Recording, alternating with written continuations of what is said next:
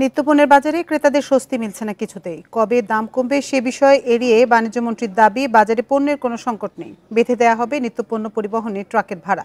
সকালে টিসিবির পণ্য বিক্রি কার্যক্রম পরিদর্শন শেষে কথা বলেন বাণিজ্য প্রতিমন্ত্রী আহসানুল ইসলাম টিটু। প্রিয় নম্বর সেট করে বিকাশে সেন্ড মানি করুন ফ্রি।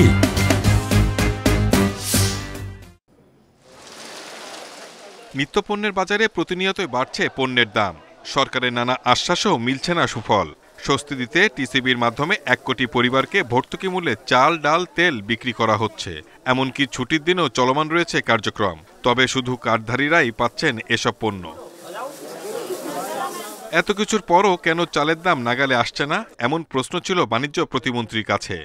জবাবে জানান, পণ্যের যোগান স্বাভাবিক রাখতেই বেশি জোর দেওয়া হচ্ছে। পরিবহন ভাড়ার বিষয়েও আলোচনা চলছে।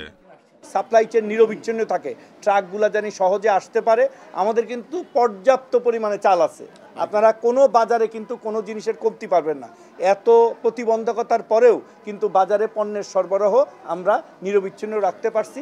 এটা আমরা ইনশাল্লাহ করতে থাকবো। বাজারে 120 টাকা নিচে মিলছে না পেঁয়াজ, আলুর কেজি 60 টাকা। বাণিজ্য প্রতিমন্ত্রী বলেন, এমন পরিস্থিতিতে আবারও টিসিবির মাধ্যমে পেঁয়াজ আমদানি করবে সরকার। সরবরাহ না বাড়ালে কিন্তু দাম কমানো যাবে না। সো আমরা ইনশাল্লাহ চেষ্টা করতেছি পেঁয়াজের সরবরাহটা ভারত থেকে বাড়ানোর জন্য, এবং টিসিবি নিজেও চেষ্টা করতেছে।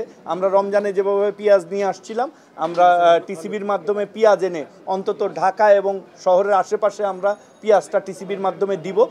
বাড়তি মূল্যে কেউ পণ্য বিক্রি করলে ভোক্তা অধিদপ্তরের হটলাইন নম্বরে অভিযোগ দেওয়ার আহ্বান জানান প্রতিমন্ত্রী। সেই প্রচেষ্টা কিন্তু আমাদের অব্যাহত আছে। Shahid Ahmed, independent news, Dhaka.